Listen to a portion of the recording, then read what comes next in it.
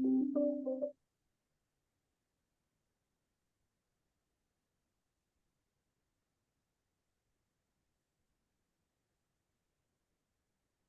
evening, everyone, and welcome to tonight's neighborhood meeting. My name is Michelle Freethy, and I am the Senior Planner with the City's Development Services Department.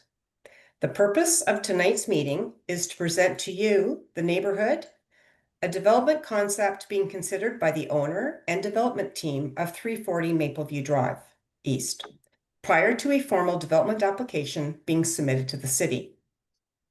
This provides an opportunity for the development team to hear initial community feedback and incorporate it into their plans prior to making a full and formal development application to the city. Please be aware we are recording this meeting for the public record. The recording will be used for the purpose of garnering your input and to respond to inquiries, and will be considered public information. Please also be aware that as a registered attendee tonight, your mailing or email address will be added to the mailing list so that you can receive further information about this application as it progresses. Should you have questions regarding this collection, please contact the Development Services Department. I would also like to let everyone know that there are staff behind the scenes managing the technology tonight. They're here to make sure the meeting runs smoothly, to grant participants the opportunity to speak, and to assist with any questions in the chat. Please bear with us if we have any issues. And if for some reason you get disconnected, please feel free to log in again. The intent of tonight's meeting is to provide members of the public with an opportunity to become familiar with the development application and the planning review process, and to ask the applicant questions and provide feedback. What to expect? A brief overview of the city's review process and timing, a presentation from the applicant's representative describing the proposal, and an opportunity to ask questions of either the applicant or city staff and provide comments or identify concerns with the application. What not to expect? City staff recommendations on the application or a detailed analysis on the proposal. This will occur later in the process. And a debate on the merits of the proposal between city staff and the applicant. Before we get to the presentation, I just wanted to quickly highlight the next steps in the application process. This neighborhood meeting is established early on in the development process to ensure local concerns are incorporated or addressed through the city's review. After this meeting, we expect that the applicant will make a formal application submission for this development project. Formal submissions undergo a full technical review and must address comments received from this neighborhood meeting, from the city's technical departments and external agencies, and from members of the public more broadly. In conjunction with this, a statutory public meeting will be held virtually on the application at the Affordability Committee. As a public meeting, applicants present their application to council, answer questions, and provide an overview of and response to any issues or concerns identified during a prior neighborhood meeting. As part of a public meeting, members of the public also have an opportunity to provide written or verbal comments. Following the public meeting, staff will continue the technical review process, and the applicants will make any necessary revisions to the development proposal. Once the review process is concluded, a staff recommendation report is brought forward to council for their consideration. All comments received through the review process, including those received at the neighborhood and public meetings, are identified and addressed in the staff report and form part of staff's recommendation on the subject application. A staff report for this particular application would likely be brought forward to council earlier in 2026. I will now move on to the applicant's presentation. As I mentioned, the proposed project and application will be presented first, which will follow with a question and comment period. So tonight we are focused on the official plan and zoning bylaw amendments proposed at 340 Mapleview Drive. The applicant's planner is John Albert from Innovative Planning Solutions. The proposal will redesignate and rezone the subject lands to facilitate the development of 36 stacked back-to-back townhouse units with 54 parking spaces. I will now hand the meeting control over to John, who will first introduce them and then share their presentation on the proposed project. My name is, thank you, Michelle. My name is John Albert. I'm a planner with Innovative Planning Solutions located at 647 Welland Road in the City of Barrie. Good afternoon, Councillor Morales, city staff, and residents of Barrie. We represent the landowner and have been retained to prepare an application for an official plan amendment and zoning bylaw amendment on lands addressed 340 Mapleview Drive East.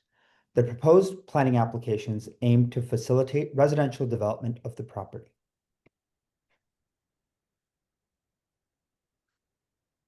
As we can see here, the property is located east of Mapleview Drive East and Huronia intersection. It is approximately 25 acres in size and has 152 meters of frontage along Mapleview Drive East. The property is vacant of structures and includes natural heritage features such as a woodlot and a ravine, and there is a small, clear, developable area that is visible from Mapleview Drive East. Access to the property will also be provided exclusively from Mapleview Drive East.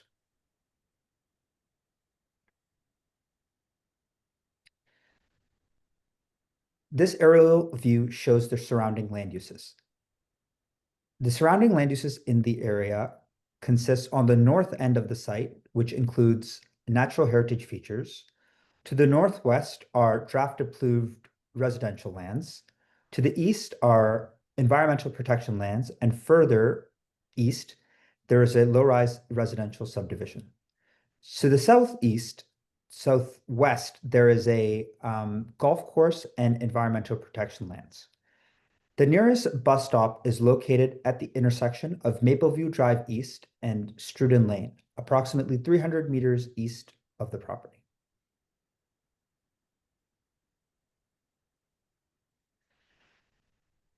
The property, as you can see on the left side, is designated as Natural Heritage System and Neighborhood Area under the City of Barrie official plan.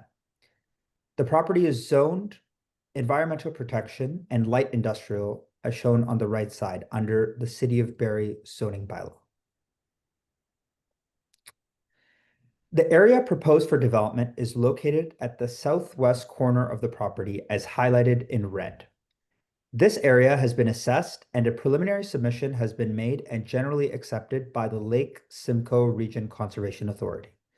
The developable area is approximately 1.11 acres in size.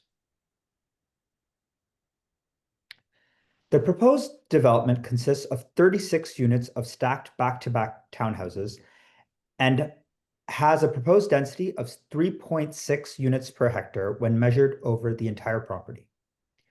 The 36 units are contained within 2 buildings with 18 units in each building as shown in yellow. The buildings are proposed with a height of 15 meters and anticipated to provide for 2 and 3 bedroom options. The proposed development has a total of 54 parking spaces, including 2 accessible parking spots. Parking is located under the buildings and through surface parking.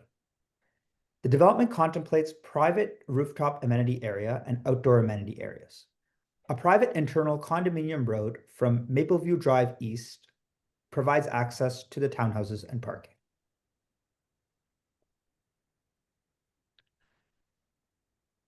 The proposed official plan amendment aims to redesignate the identified developable area on the southwest corner of the property from Natural Heritage System to Neighborhood Area. Similarly, the zoning bylaw amendment also proposes to rezone the same developable area from environmental protection zone to residential multiple dwelling secondary density zone with special provision. The special provisions are shown in the next slide. It is also important to note that both the official plan amendment and zoning bylaw amendment only affects the developable area on the southwest corner of the property. The table on the left identifies the proposed special provisions which relate to, first, the maximum height of 15 meters where 10 meters is permitted, and second, to permit unconsolidated amenity space. Consolidated amenity space is required, whereas the proposed amenity space is split in for each of the townhouse buildings, even though the total area requirement is met. We have also identified a potential relief required for an increased density when measured over only the developable area instead of the entire property. However, this variance is not required when measured over the entire site. Through multiple pre-consultation meetings with the city, the following studies have been identified as being required for a complete application. The following studies will also be submitted as a part of the formal submission and will be made available to the public. In summary, the proposed official plan amendment and zoning bylaw amendment applications facilitate the development of 36 back-to-back townhouses. The development will provide 54 parking spaces, 2 amenity areas, and 1 access point, and meets the City of Barrie's zoning bylaw parking requirements.